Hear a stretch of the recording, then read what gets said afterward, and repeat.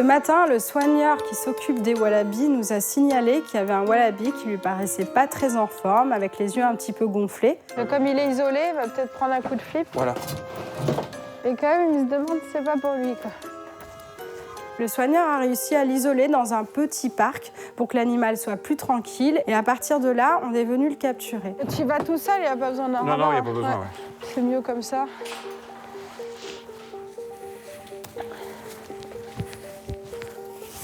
Chez le wallaby, la base de la queue est très musclée, très importante. C'est une structure costaud où on ne risque pas de léser l'animal. Ça va, mon lapin. Donc en fait, la capture classique d'un wallaby se fait par la base de la queue. On soulève l'animal pour qu'il ne puisse pas prendre appui et qu'il ne se fasse pas mal. Et ensuite, on peut le mettre dans un box ou dans un petit varicannelle, donc la cage de transport comme on l'a fait. Je vais essayer de le guider. Attention. C'est bon. Voilà, attends. Hop. Et voilà. Nickel.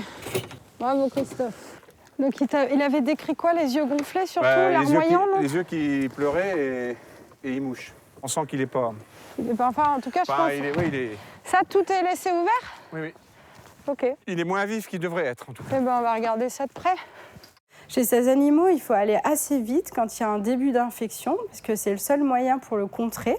Et là, c'est exactement ce qui s'est passé. Le soigneur avait un très beau regard sur ces animaux. Il a très bien observé, alors que c'est un groupe avec beaucoup d'individus. Et donc, on a pu intervenir rapidement dessus. Hop, ça va, mon lapin. Attends. On va juste faire une injection. Voilà, dodo, c'est tout. Impeccable. Voilà, on te laisse tranquille. Oh bah oui, mon petit père. Cette injection a permis de le calmer, ce qui nous a permis de faire un relais gazeux, donc d'amener de l'oxygène avec un gaz anesthésique pour poursuivre en fait la profondeur de l'anesthésie. T'es à 5 ? Je suis à 5. Tout doux. Non. Quand un wallaby montre quelques signes cliniques, on sait que l'évolution va aller très vite. Et donc, pour un simple rhume, un simple début d'infection, on ne sait pas si ça ne va pas évoluer tout de suite en infection dentaire, en pneumonie. Donc effectivement, il faut taper très vite et très fort parce que c'est vraiment spécifique à cette espèce et donc on y est particulièrement sensible. Quand il est bien, je vais essayer de jeter un œil à la bouche déjà. Alors là, il y a une gingivite d'un côté. On va peut-être faire un écouvillon de la narine. Ouais. Bon, la suite du programme, ça va être une radio thoracique, je pense. Peut-être que la radio des dents sera pas mal aussi. Ici, on voyait que ça coulait de son nez, ce qu'on appelle donc un jetage.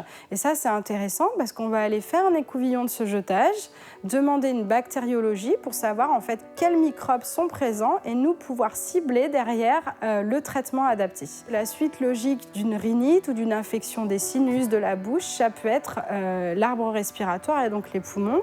Donc pour y voir plus clair, on a fait des radiographies.